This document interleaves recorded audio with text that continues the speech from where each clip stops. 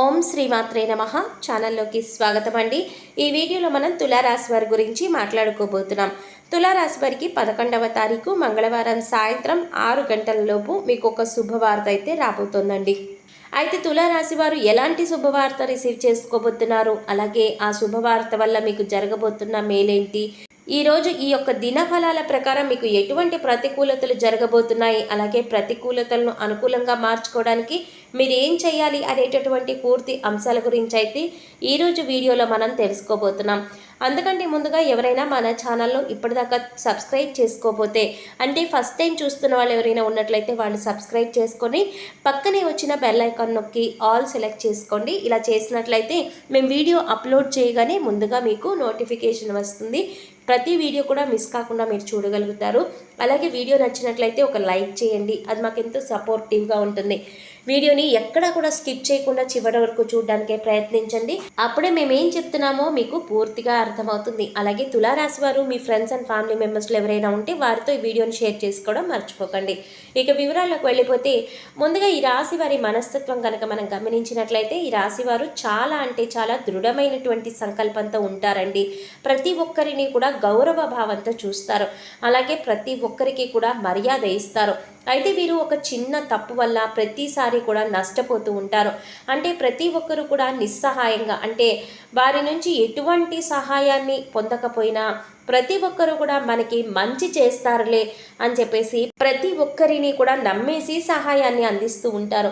అది మంచా చెడా, లేదంటే వారికి నిజంగా అవసరమా లేదా, ఇలాంటి విషయాలు ఏవి కూడా గమనించుకోకుండా ఈ రాశి వారు ప్రతి ఒక్కరిని కూడా నమ్మేసి అందరికీ సహాయం చేస్తూ మోసపోతూ ఉంటారు.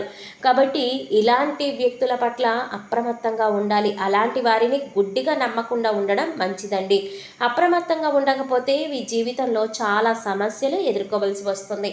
ముఖ్యంగా రేపటి రోజున మార్చి 11వ తేదీ మంగళవారం రోజున ఎవరైతే మిమ్మల్ని నమ్మించి, అంటే అన్ని విధాలుగా కూడా మీకు నమ్మకంగా మాటలు చెప్తూ మీ చుట్టూ ఉంటూనే మిమ్మల్ని మోసం చేస్తూ ఉంటారో అలాంటి వారి పట్ల మీరు అప్రమత్తంగా ఉండకపోతే మిమ్మల్ని నిలువుగా ముంచేస్తారండి. కాబట్టి ఈ రాశివారు రేపటి రోజున చాలా జాగ్రత్తలు పాటించడం చాలా అవసరమండి. అలాగే తులారాశి వారు కార్యాచరణ, కార్యదీక్షత ఎప్పుడు కూడా కలిగి ఉంటారు. ఎప్పుడు ఎవరిని కూడా కించపరిచే విధంగా కానీ, ఎవరిని మోసం చేసే విధంగా కానీ వీరి ప్రవర్తన అస్సలు ఉండదండి. ప్రతి ఒక్కరికి కూడా ఏదో ఒక సహాయాన్ని అందించడంలో తులారాశి వారు ముందుంటారు. అలాగే ఎవరి మనసుని కూడా నొప్పించేటటువంటి పనులైతే ఈ రాశి వారు అసలు ఎప్పుడు కూడా చేయరండి. ఎవరికి కూడా, అంటే ఎటువంటి హాని తలపెట్టేటటువంటి పనులు అస్సలు చేయరు. కాకపోతే వీరికి అన్ని రకాల సమస్యలు ఎదురవుతూ ఉంటాయి.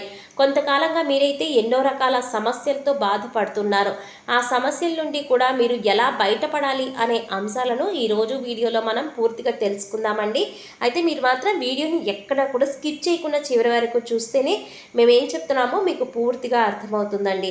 అలాగే వీరు ఎవరైతే రాజకీయ పరంగా, అంటే రాజకీయ నాయకులతో కలిసి వారికి ఉన్నటువంటి సమస్యలు చెప్పుకొని వారికి అర్జీ పెట్టుకోవాలి అనుకునే వారికి 11వ తేదీ మంగళవారం రోజున చాలా అనుకూలంగా ఉంటుందండి. అలాగే ఇంకా వ్యాపారస్తులకి కూడా చాలా చక్కగా ఉంటుంది. అంటే ఉద్యోగస్తులు ఎవరైతే ఉన్నారో, పై ప్రమోషన్ కోసం ఎదురు చూస్తూ ఉన్నారో వారికి కూడా రేపటి రోజున ముఖ్యంగా అంతా కూడా బాగుంటుందండి. ఈ రాశివారు ఎక్కువగా కష్టపడి తమకు అప్పగించిన పనులన్నీ కూడా చక్కగా చాకచక్యంగా తెలివితేటలతో పూర్తి చేస్తారండి. అయితే ఈ రాశి వారి గురించి ఇప్పటిదాకా తెలుసుకున్నాం కదండి. అయితే ఈ రాశి వారు ఏదైనా పనిని తమకు అప్పగిస్తే దాన్ని పక్కన పెట్టకుండా పూర్తి చేసే మనస్తత్వాన్ని కలిగి ఉంటారు. అంటే ఒక రకంగా అది పూర్తయ్యేంత వరకు నిద్రపోని మనస్తత్వాన్ని కలిగి ఉంటారండి. మీరు మాత్రం పట్టుదలతో పట్టువదల విక్రమార్కుల్లాగా అస్సలు విడిచిపెట్టకుండా సాధించేంత వరకు నిద్రపోరండి. అలాగే ఏదైనా జీవితంలో ఎటువంటి ఒడిదుడుకులు సమస్యలు వచ్చినా కానీ వాటిని ఖచ్చితంగా వీలైతే చక్కగా అధిగమించగలుగుతారండి. ఇక ముఖ్యంగా విషయానికి వచ్చినట్లయితే మార్చి 11వ తేదీన మంగళవారం వీరి యొక్క దినఫలాలు వీరికి చాలా అంటే చాలా అనుకూలంగా ఉన్నాయి. అంటే మీ యొక్క వృత్తి జీవితంలో, అది వ్యాపారం కానివ్వండి, ఉద్యోగం కానివ్వండి, మీరు ఏ పని అయితే చేస్తూ ఆదాయాన్ని గడిస్తున్నారో దానికి సంబంధించినట్టు ఒక మంచి శుభవార్త అయితే రేపటి రోజున సాయంకాలం లోపు మీకు మంచిగా వినబోతున్నారని చెప్పుకోవచ్చండి. ఈ యొక్క శుభవార్త ఒక స్త్రీ ద్వారా మీకైతే వినబోతున్నారని చెప్పుకోవాలి. అయితే ఆదాయం పెరగడం గురించి కూడా కావచ్చు, లేదంటే లోన్ల విషయం కోసం మీరు ఏదైనా అప్లై చేసి ఉన్నట్లయితే లోన్ శాంక్షన్ అయ్యే విషయం కావచ్చు, లేదా ఇంకా ఏదైనా ఆదాయ మార్గం కోసం మీరు అన్వేషిస్తూ ఉంటే ఆ యొక్క ఆదాయ మార్గం మీకు దక్కడం కావచ్చు, లేదా వసూలు కానీ డబ్బులు వసూలు కావడం కానీ ఇలాంటి ఏదో ఒక మంచి శుభవార్త అయితే ఆర్థికాభివృద్ధికి సంబంధించినటువంటి మంచి శుభవార్త అయితే మీరు ఈ 11వ తేదీ సాయంత్రం లోపు తప్పకుండా వింటారు. ఇలాంటివి మంచి శుభవార్త వినే ఛాన్స్ అయితే మీకు కనిపిస్తోందండి. అయితే ఏ సమయంలోనైనా సరే అది ఉదయం నుండి సాయంత్రం లోపు వింటారు. అలాగే ఈరోజు దినఫలాల ప్రకారం మీకు డబ్బు విషయంలో చాలా జాగ్రత్తగా ఉండాలి. అలాగే కొన్ని అనుకోనటువంటి ఖర్చులు కూడా కనిపిస్తూ ఉన్నాయండి. వృధాగా డబ్బులు ఖర్చు చేయవలసిన పరిస్థితి కూడా వస్తుంది.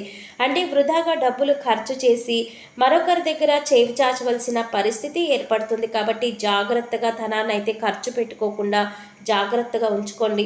అలాగే మీరు కోల్పోయినటువంటి ఒక మంచి బంధం ఏదైనా ఉంటే, అంటే బంధువుల్లో ఏదైనా కానీ, లేదా మిత్రులు కానీ, లేదంటే ఆప్యాయంగా పలకరించేటటువంటి స్నేహితులు కానీ, సన్నిహితులు కానీ, చాలా కాలంగా ఎవరైతే మీకు దూరంగా ఉన్నారో అలాంటి మిత్రులను కూడా కలుసుకోవడానికి ఈ మధ్యకాలంలో మీరు ప్రయత్నం చేసి మంచిగా రిజల్ట్ కోసం ఎదురు చూస్తూ ఉన్నట్లయితే ఆ రిజల్ట్ మీకు దక్కబోతోందండి.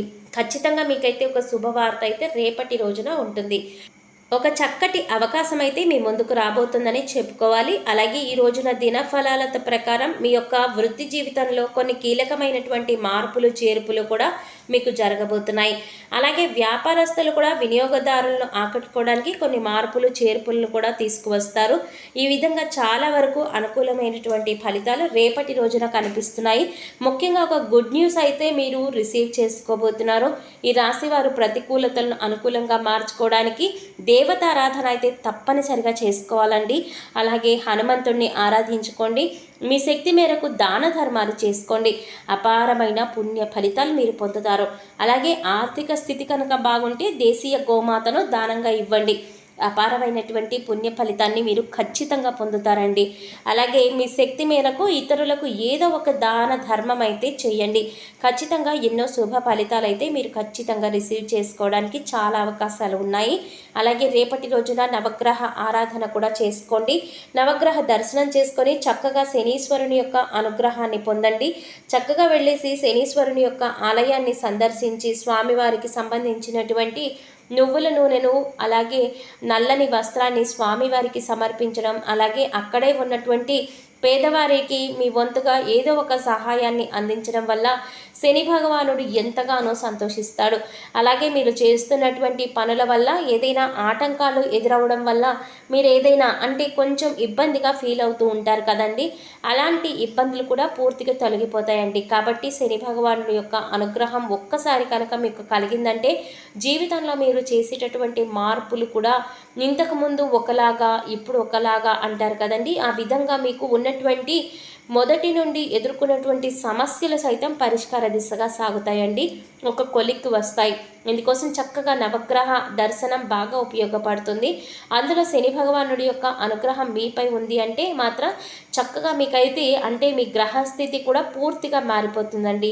తులారాశి వారికి జరగబోతున్నటువంటి కొన్ని పనులు కొంతమందికి అనుకూలంగా లేకపోయినా అంటే అనుకున్న రోజుకి టైంకి జరగక కొన్ని ఇబ్బందులు పడేటటువంటి సమస్యలు ఎదురవుతున్నా ఇలాంటి పరిస్థితుల్లో మనం ఏం చేయాలి అనేటటువంటి పరిస్థితి కూడా మీకు ఎదురవుతూ ఉండవచ్చండి. అలాంటప్పుడు మనం ఏం చేస్తామండి, ఏదో ఒక దైవారాధన చేసుకోవడం వల్ల మనకి మేలు జరుగుతుంది కదా అని చెప్పేసి ఎదురు చూస్తూ ఉంటాం. అందుచేత ఆ దిశగా అయితే మీరు ప్రయత్నం చేయండి. దైవానికి సంబంధించినటువంటి ఏ పని చేసినా కూడా అది ఏది కూడా వృధా పోదండి. ఈ విషయాన్ని మీరు చాలా వరకు గమనించాలి.